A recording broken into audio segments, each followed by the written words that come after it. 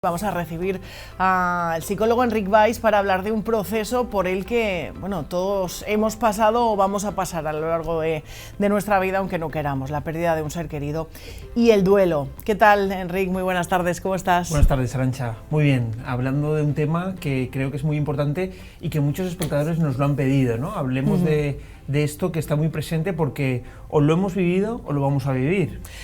Porque aunque no sea un tema bonito, desde luego, de hablar ni de pensar, al final es lo que dices, ¿no? Que todos vamos a acabar pasando si no hemos pasado por ahí en algún momento de nuestra vida. Así es, cuando hablamos de duelo, normalmente lo solemos relacionar con la pérdida de un ser querido, pero también hay diferentes tipos de duelos. Está el duelo por un trabajo, el duelo por una pareja, cuando hay una separación o un divorcio, o, en fin, cualquier tipo de vinculación que yo haya tenido con una persona, con una cosa o con alguna idea, ¿no? Entonces pasamos por lo que se denominan duelos o microduelos. En este caso, sí que vamos a hablar, si te parece, Arantxa, del duelo por la pérdida de un ser querido. ¿Cómo podríamos definirlo? ¿Cómo definiríamos el duelo? El duelo es aprender, o mejor dicho, es el tiempo en la que la persona aprende a vivir con la ausencia del otro, del que se ha marchado, ¿no? Es como un tiempo de elaboración, un tiempo de digerir. Etimológicamente viene también del griego, que significa combate, ¿no? Combate entre dos partes, entre la presencia y la ausencia, y es aprender a vivir con la ausencia de esa persona, que pasa de estar de forma externa a estar interna y eterna. Entonces, ese camino, que, aviso, no es una enfermedad, sino es un proceso, es un tiempo donde la persona va pasando por diferentes emociones. Son emociones que son necesarias, ¿no? Son necesarias porque en ocasiones hay gente que las evita, que las niega, que mira hacia otro lado. Entonces nosotros decimos que para pasar por ese duelo hay que pasar por ese camino que es muy desagradable. En la etapa del duelo influyen dos elementos. ¿Cómo va a ser ese duelo? Va a depender, primero, del vínculo que tenga yo con esa persona, si es un vínculo cercano, porque no es lo mismo un amigo que un familiar de un familiar, que alguien que conocía o que he visto en una ocasión. El vínculo va a influir en la elaboración de ese duelo. Y dos, el tipo de muerte, si ha sido una muerte traumática, si ha sido una muerte natural, repentina, a través de un accidente. Eso va a influir en la elaboración de ese duelo.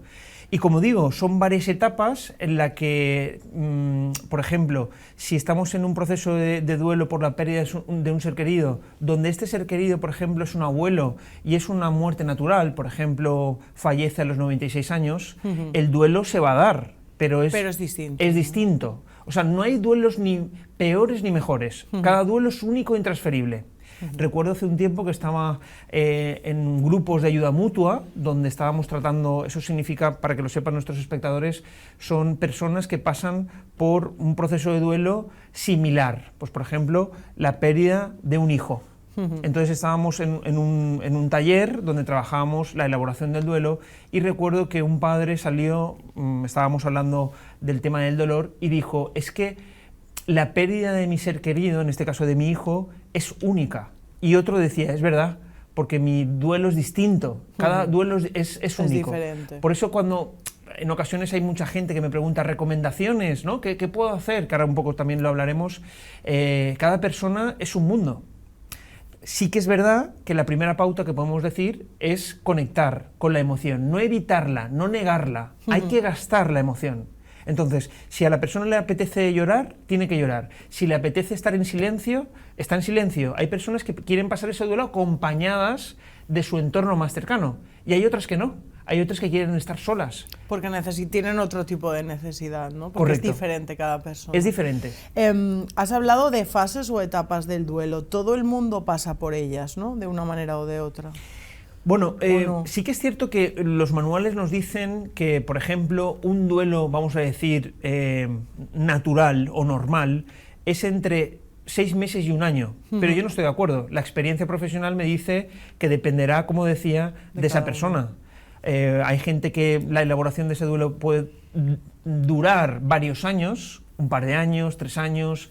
Sí que es verdad que cuando el duelo cada vez es peor, es decir, las emociones que siente son peores, entonces sí que estamos hablando de un duelo complicado. Por ejemplo, si la persona ha pasado un año y llora más que el primer año, ahí estamos hablando de una dificultad. Pero es verdad, son varias etapas. La primera es la etapa del shock, donde la persona no sabe ni lo que le ha pasado, ¿no? Muchas veces. Correcto, no es consciente.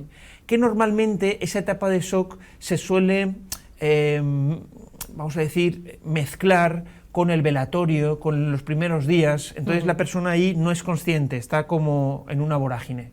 A partir de ahí es cuando la persona va a ir elaborando.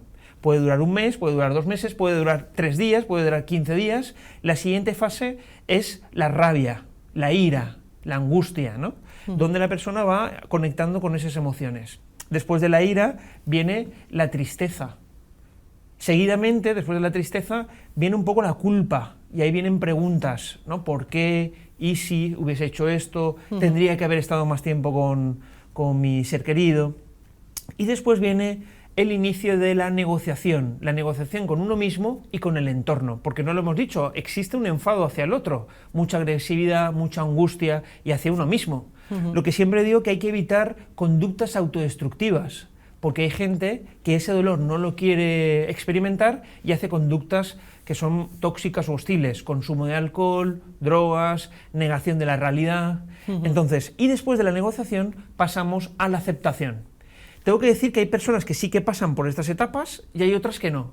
Hay otras que pasan a la primera, a la tercera, luego a la segunda, van pasando, o hay gente que pasa directamente a la aceptación. ¿Por qué? Porque lo ha elaborado previamente, que esto se da en procesos de enfermedad. De enfermedades, de esa sensación de cuando acaba, es de, vale, ya ha descansado esa persona, ¿no? Cuando pasas por gente que sus familiares, bueno, pues han pasado por un proceso en el que han visto sufrir mucho a esa persona, ¿no? Y cuando acaba parece que incluso ya está, ¿sabes? Sí, ahí es, normalmente suelen ser, claro, insisto, cada situación es única, pero cuando el cuidador ha estado mucho tiempo de la persona que está en un proceso de enfermedad, vamos a hablar de, no sé, un ejemplo, un caso reciente de una persona que había estado al cuidado más de 10 años de su mujer que tenía Alzheimer. Entonces, sí que es verdad que estaba conectando con las emociones y a los 2 o 3 meses elaboró, ¿no? De una forma un poquito más rápida, pero eso no quiere decir ni que sea ni mejor ni peor, insisto en ello. ¿Cuáles serían las herramientas que podrían ayudarnos en un proceso tan complicado como la pérdida de un ser querido? Es verdad, has dicho, no hay un manual porque cada caso es diferente, ¿no? Sí, pero tenemos varias pautas en común que suelo recomendar en consulta. La primera es conectar con la emoción, como decía al inicio, ¿no? No negar la emoción. Si me apetece hablar y contar lo que he vivido con esa persona, está bien. Si me apetece llorar, está bien. Porque lo que tengo que hacer es, como decía, gastar la emoción. Porque si no se encapsula y está dentro de nosotros, y entonces aparecen 2 fenómenos, o implosiono o explosiono, que es cuando, en fin, tengo esa rabia o a la mínima salto, tengo mucha irritabilidad. Entonces, lo que digo es conectar con la emoción. Segundo, hacer lo que sienta, que también está un poco conectado con la primera, hacer lo que sienta. Porque es que con la mejor de las intenciones hay personas que se nos acercan y nos dicen, bueno, ya está, la vida es así, la vida continúa. Tengo que decir que en el duelo no existe explicación, porque la persona no ve el futuro, claro, no ve más allá. Entonces hay una tendencia de dar explicación a ese duelo. No hay que hacerlo. Tercero, que ahí voy, acompañar, escuchar, estar ahí. Porque en ocasiones, insisto, está esa tendencia de dar, con las buenas palabras, bonitas palabras, pues un apoyo, y eso no hay que hacerlo, hay que estar ahí. Si no sabemos qué decir, y esto es un consejo que le damos a los un abrazo siempre viene bien. Exacto, un abrazo o simplemente no decir nada, estando ahí. Y la persona que vaya hablando, si no habla, también hacemos. Y estamos haciendo un 70-80% de elaboración de ese duelo, acompañando a esa persona. Claro, es que nos hemos acostumbrado a tener esa retahíla de frases hechas para este tema y para muchísimos otros, ¿eh? Y al final no nos damos cuenta de que la persona no necesita que nosotros le demos la solución a lo que le pasa, simplemente Escuchar, ¿no? Escuchar, es que es fatal, ¿eh? Y es verdad que el 80-70% o el 90% de frases se hacen bien intencionadas. Claro. Pero eso no significa que sea correcto. Entonces, por eso digo, no decir nada, acompañar y escuchar. Y utilizar la pregunta, ¿qué necesitas? ¿Puedo hacer algo? ¿Quieres que esté aquí? ¿Quieres que me marche? Y entonces dar permiso a que el otro hable, exprese y diga.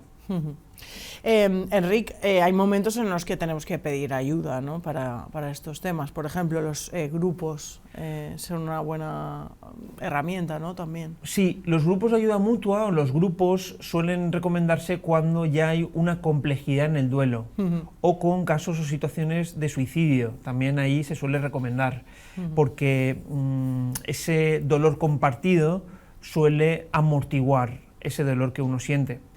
Eso también. Luego también, algo que suelo aconsejar para la elaboración de ese duelo es si podemos recordar los momentos positivos con ese ser querido, con la familia. Eso es un pequeño ritual. Recordar anécdotas, tener o hacer un álbum de fotos, de imágenes que nos pueden ayudar a elaborar eso también. Y también es muy importante porque hay personas que deciden ir, por ejemplo, al cementerio o no ir. Que eso también es muy curioso, ¿no? Sí.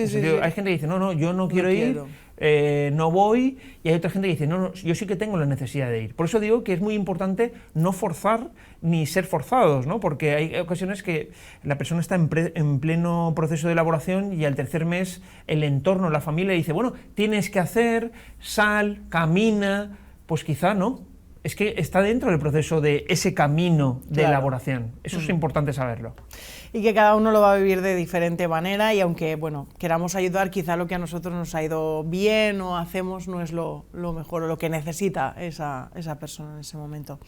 Enric, muchísimas gracias porque, bueno, hemos abordado un tema que no es bonito y no es fácil, es complicado, pero al final es necesario.